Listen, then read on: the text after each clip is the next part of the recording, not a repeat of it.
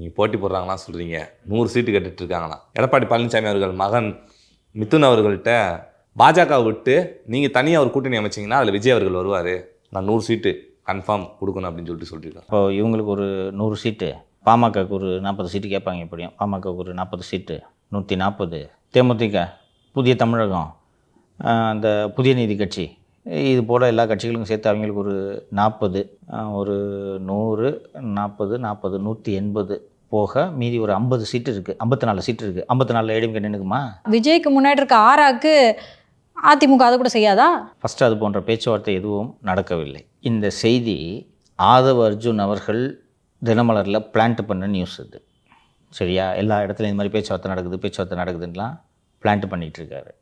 நான் பல முறை சொல்லியிருக்கிறேன், திரு பழனிசாமி அவரது மகன் மிதுனை இது போன்ற அரசியல் விவகாரங்களிலெல்லாம் ஈடுபடுத்துவது இல்லை. இது அந்த கட்சித் தலைவர்கள் எல்லோருக்குமே தெரியும். அவங்க ரிலேட்டிவ்ஸ் பேசுவாங்க, பழனிசாமியோட ரிலேட்டிவ்ஸ் இது மாதிரி நெகோசியேஷன் அன்அஃபிஷியலாக. புரியுதா? இப்போ நான் ஒரு ரிலேட்டிவ்னு வச்சுக்கேன், நான் ஏடிஎம்கே சார்பாக நான் வேணா சித்தப்பாட்ட சொல்கிறேன், மாமாட்ட சொல்கிறேன், பேசுவோமேட்டு அன்அஃபிஷியலாக இது போல் நடப்பது வேறு. மிதுன் அவர்கள் இது போன்ற டாக்ஸில் ஈடுபடலைன்றது உறுதி. சரி, மிதுன் ஈடுபடுறாருன்னு வச்சுக்கோங்க. மிதுன் யார்கிட்ட பேசுவார்? அதில் வந்திருக்கு பார்த்தியா, விஜய் 2-3 முறை மிதுன் சந்திச்சிருக்கிறாருன்னு. எப்போ சந்திச்சார்? இது என்னென்னா, இந்த மாதிரி மிதுன் விஜய் சந்தித்த விஷயம் மிதுனுக்கே தெரியாது. ஸோ இதெல்லாம் ஆதவ் பிளான்ட் பண்ணிகிட்டு இருக்கிற நியூஸு. ஆதவுக்கு இது தெரியுமா இல்லையா என்பது தெரியாது எனக்கு. ஆதவ் இந்த நிகழ்ச்சியின் மூலமாக தெரிந்து கொள்ளட்டும். அதிமுக பிஜேபி கூட்டணி என்பது உறுதி. 26 அந்த 2 கட்சிகளும் சேர்ந்து தான் தேர்தலை சந்திக்கப் போகிறது. புதிய கட்சிகள் அந்த கூட்டணியில் இணையலாம். ஆனால் அந்த 2 கட்சிகளின் கூட்டணி முறியப் போவதில்லை, மாற்றம் ஏற்பட போவதில்லை. ஓகேவா? இது ஃபைனலு. வேணும்னா சேர்ந்துக்குங்க, இல்லைங்க நாங்கள் தனியாக போட்டி போடுவோம்னா தனியாக போட்டி போடுங்க, அது உங்கள் விருப்பம், உங்களை யாரும் கட்டாயப்படுத்தலை. அந்த கூட்டணி உடைய போவதில்லை. இப்படியே அந்த கூட்டணி உடைந்தாலும் கட்சியை கலைச்சாலும் கலைப்பார். 100 சீட்லாம் எடப்பாடி கொடுக்க மாட்டார். எவ்வளோ பெரிய ஆளாக வேணாலும் இது ஒரு நாளும் ஒத்துக்க மாட்டார் 100 சீட்டுக்கு. எப்படிப்பா எடுத்த உடனே? இன்னொன்று, எத்தனை தேர்தல் நீங்கள் போட்டிகிட்டு இருக்கீங்க? ஒரு தேர்தலில் போட்டிட்டு 10% வாங்கின கட்சிக்கே ஜெயலலிதா 41 சீட்டை தான், அதுவும் அழுதுகிட்டே கொடுத்தாங்க தெரியுமா? சொத்து குவிப்பு வழக்கு மட்டும் அன்று ஜெயலலிதாவின் தலைக்கு மேல் தொங்காமல் இருந்திருந்தால் அந்த 40 விஜயகாந்தே தேவையில்லைன்னு இருப்பாங்க. கூட இருந்த ஒருத்தர் அப்போது சொன்னார், 10:30 மணிக்கு மீட்டிங்கு, அந்த தேமுதிக மற்றும் அதிமுகவுக்கான அந்த பேச்சுவார்த்தை இருக்கிறது அல்லவா, 1 மாதம் நடைபெற்றது. இந்த ரெயின்ட்ரி ஹோட்டலில் சுதீஷ் வருவார், பண்ருட்டி ராமச்சந்திரன் வருவார், அதிமுக தரப்புலேருந்து நத்தம் விஸ்வநாதன், இன்னொரு 3 பேர் போவாங்க. டிஃபன் பண்ணலாம், ஆர்டர் பண்ணுவாங்க, ரூமில் உட்காருவாங்க, சாப்பிடுவாங்க, சாயங்காலம் வரைக்கும் சும்மா உட்காந்து அப்புறம் சொல்லுங்கள் என்ன நடக்குது அப்படின்னு பேசுவாங்க, முடிச்சுட்டு வந்துடுவாங்க. சுதீஷ் 80 சீட்லேயோ 90 சீட்லேயோ நிற்கிறார். அப்படியே போகுது நெகோசியேஷன். 30 நாள் ஆன உடனே ஒரு நாள் இவங்க சசிகலாவுக்கு சந்தேகம் வருது. என்னையா 30 நாளாக பேசுகிறாங்க, அவங்க அதே நம்பர் சொல்லிட்டு இருக்காங்க, இவங்க இதே நம்பர் சொல்லிட்டு இருக்காங்க, இது என்ன தான் நடக்குது என்று கேட்டதும் அவர் பண்ருட்டி சொல்கிறாரு. பண்ருட்டியை தனியாக சந்திக்கிறாங்க. ஆனால் என்ன தானே நடக்குது, என்ன தானே பேசுகிறீங்கன்னு ஒன்று.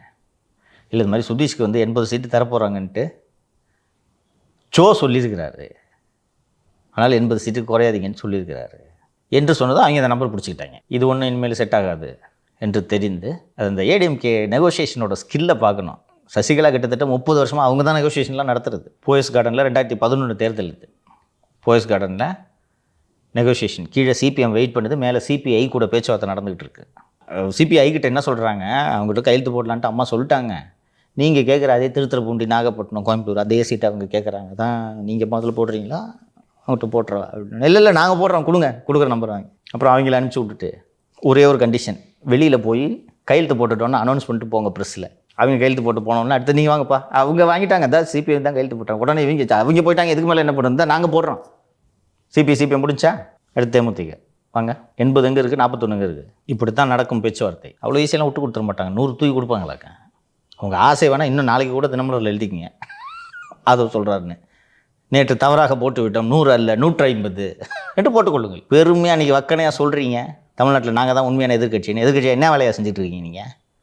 போனார் அந்த எடப்பாடி. குறைஞ்சபட்சம் டெல்டாக்கு போய் விவசாயிகளை சந்திக்கலையே சார். இது எவ்வளவு முக்கியமான பிரச்சனை, விவசாயிகளோட பிரச்சனை. பச்சை துண்டை தலையில் கட்டினா மட்டும் போதுமா சார்? இந்த அரசியல் எல்லாத்தையும் தாண்டி அந்த 5 மாதமாக பாதுகாத்து வைத்து அந்த பயிர் முளைத்து வீணாய் போகிறத பார்க்குறதுக்கு எவ்வளோ கஷ்டமாக இருக்குது. ஒரு வாழ்வாதார பிரச்சனை இல்லையா? ஒரு அறிக்கை விடுறதுக்கு உங்களுக்கு என்னையா பிரச்சனை? இலை உழுந்தவங்க வீட்டில் இருக்கிறவங்களெல்லாம் இங்கே கூப்பிட்டு நீங்கள் ஆறுதல் சொல்கிறதுக்கு நாங்கள் இவ்வளோ நாள் காத்திருக்கணும், நடுவில் எந்த பிரச்சனையும் இங்கே தொட மாட்டீங்க. இந்த நொடி வரைக்கும் சார் விஜய் அவர்கள் மீது ஒரு அபிமானம், அவங்க மீது இன்னமும் ஒரு மரியாதை இருக்குது. மக்கள் வந்து அவரை விரும்புகிறாங்க. ஆனால் இந்த சம்பவத்துக்கு அப்புறம் மாறக்கூட வாய்ப்பு இருக்குது சார். நீ விஜய் ஃபேனாக இருந்தால் கண்ணை முட்டு நீ எது வேணாலும் பண்ணுவப்பா. ஒரு சிவிலியனாக இருந்து பாருப்பா, ஒரு வாக்காளனாக இருந்து பாருப்பா. என்னையா மனுஷன்? அதான் சொல்கிறேனே, உன் சொந்தக்காரங்க செத்து போயிட்டாங்கப்பா. நீ ஃபோன் பண்ணி இந்த மாதிரி சார் லீவ் கொடுக்க மாட்டார், ஷூட்டில் இருக்கேன், இங்கே தான் நான் ஆதம்பக்கத்தில் இருக்கேன், கொஞ்சம் வா துக்கம் விசாரிக்கணும்னு சொன்னேன். எப்படி பாருங்க, உன் ஆறுதல் வேணா ஒரு இலை வேணா வைடா ஃபோனுன்னு சொல்லுவாங்களா மாட்டாங்களா? இனிமேல் வீட்டு பக்கத்து வந்துடாதுன்றவாங்க இல்லையா? காலம் முழுக்க விஜயின் அரசியல் வாழ்க்கையில் இது கரும்புள்ளியாக இருக்கத்தான் போகிறது. எப்படி இந்த முடிவுக்கு அவர் சம்மதித்தார் என்பது எனக்கு இதுவரை புரியவில்லை. They are poor people sir. Vijay வந்து அவங்கள எக்ஸ்ப்ளாய்ட் பண்ணுறாருன்னு அர்த்தம். அதான் பொருள். அதுக்கு நான் எனக்கு தெரிந்த தாவக நிர்வாகிகளிடம் சொல்லிவிட்டேன், இது தற்கொலைக்கு சமம், இதை செய்யாதீர்கள் என்று. நான் நம்பலை. என்ன சார் ஊடகங்கள் இப்படிலாம் செய்தி வருதுன்னா இல்லை உண்மை தான்றாங்க. உங்கள் இஷ்டம் சார். மண்டபம் கொடுக்கல, ஃபேமிலியை தூக்குறாங்க அப்படின்னா சண்டை போட ரெடி இல்லைன்னா எதுக்கு சார் அரசியலுக்கு வரீங்க? லோகேஷ் கனகராஜை கூப்பிடுங்க. என்ன படம் வந்துச்சு கடைசியாக? கூலி. கூலி பார்ட் 2 எடுப்பார், உங்களை வச்சு எடுங்க, கேட்டு போங்க. ஒரு பிரச்சனையும் இல்லை, உங்களை யாரும் கேட்க மாட்டாங்க. விவசாயிகள் பிரச்சனையோ வெள்ள பிரச்சனையோ எந்த பிரச்சனையை பற்றியும் உங்கள்கிட்ட கருத்து சொல்லுங்கன்னு கேட்க மாட்டாங்க. போங்க. கூலிக்கு வந்து ஃப்ரீடம் கொடுக்கலன்னு சொன்னார் சார் லோகேஷ். மேபி திரு விஜய் அவர்கள் ஃப்ரீடம் கொடுத்தா இதோட சூப்பரான படத்தை எடுப்பார். இது ஏற்றுக்கொள்ளவே முடியாதுப்பா, ஏற்றுக்கொள்ளவே முடியாது. விஜய் வளர வேண்டும், அவர் ஒரு அரசியல் சக்தியாக உருமாற வேண்டும், திமுக அழிந்த அந்த இடத்தில் விஜய் வளர வேண்டும் என்று நான் மனதார விரும்புகிறேன். எப்படி மனசு வருது புள்ளிய பறிப்பு எடுத்தோம் மெட்ராஸ்க்கு வர வச்சு ஆறுதல் சொல்கிறதுக்கு? எனக்கு அதான் சார் இந்த வரைக்கும் புரியல. How can you agree to the suggestion? How can you discuss the suggestion? Sir ஆனால் டிடிவி சொல்லியிருக்காருங்க சார், விஜய் சொல்கிற மாதிரி டிஎம்கே வர்சஸ் டிவிகே தான் வருகின்ற 2026 தேர்தல் அப்படின்னு. நான் டிடிவி சில முறை சந்தித்திருக்கிறேன், பழகி இருக்கிறேன் அவரோட. ரொம்ப இன்டெலிஜென்ட்டான பொலிட்டிஷியன், எனக்கு பிடிக்கும் அவர். ஆத்திரத்தில் நிதானம் தவறக்கூடாது என்பதை திரு தினகரன் அவர்கள் புரிந்து கொள்ள வேண்டும் என்று நான் மனதார விரும்புகிறேன். எனக்கு உண்மையிலே டிடிவியை பிடிக்கும். எனக்கு ரொம்ப ஷார்ப்பான ஆள். அவரோட விருப்பம் அது தாவேக வர்சஸ் திமுக ஆக வேண்டும் என்பது அவரோட விருப்பம். அது நடக்குமா? திரு தினகரன் அவர்கள் அவரோட ஆப்ஷன்ஸ் கம்மி, சரியா? அவர் நான் எம்எல்ஏ அசம்பிளிக்குள்ளே போகணுன்ட்டு நான் விரும்புகிறேன். அவரோட அமமுகவும் நல்லா இருக்கணுன்ட்டு தான் நான் விரும்புகிறேன். ஒரு நல்ல பொலிட்டிஷியன். இன்றைக்கி இருக்கிற ஆப்ஷனில் எது பெஸ்ட் ஆப்ஷன் அப்படின்றத பார்த்து பொலிட்டிக்கலாக சர்வைவ் ஆகிறதுக்கான வேலையை திரு தினகரன் அவர்கள் செய்ய வேண்டுமே தவிர பழனிசாமியை பழிவாங்குவதை அடிப்படையாக வைத்து அவர் அரசியல் செய்தார் என்றால் காலம் அவரை ஒதுக்கி தள்ளும், அவரும் அம்பலமாகி விடுவார். இப்போ பாருங்கள், இவ்வளோ பெரிய கட்சி அதிமுக, அது பிக்சர்லேயே இல்லைன்ட்டு அவரோட விருப்பத்தை சொன்னால் அது உண்மையாகி விடுமா? கோபத்தில் அரசியல் முடிவுகளை எந்த முடிவுமே எடுக்கக்கூடாது, அரசியல் முடிவுகளை எடுக்கவே கூடாது. அது அவருக்கும் தெரியும். அதான் சார் இபிஎஸ் அவர்கள் வந்து துரோகம் பண்ணார், அவருக்கே அது தெரிஞ்சிருக்கும்.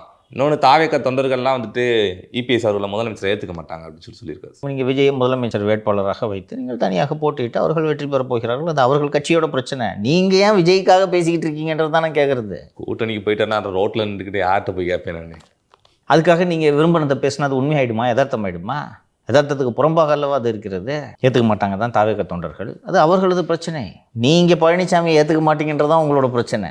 அதுக்காக அவரும் ஏற்றுக்க மாட்டான்னு சேர்த்துக்கிறீங்க கூட்டணிக்கு. ஸோ ஒரு யோசித்த ஒரு ஒரு ஒரு ப்ராக்டிக்கலான டிசிஷனை திரு தினகரன் அவர்கள் எடுக்க வேண்டும் என்பதை தான் சொல்லிக்கொள்ள விரும்புகிறேன்.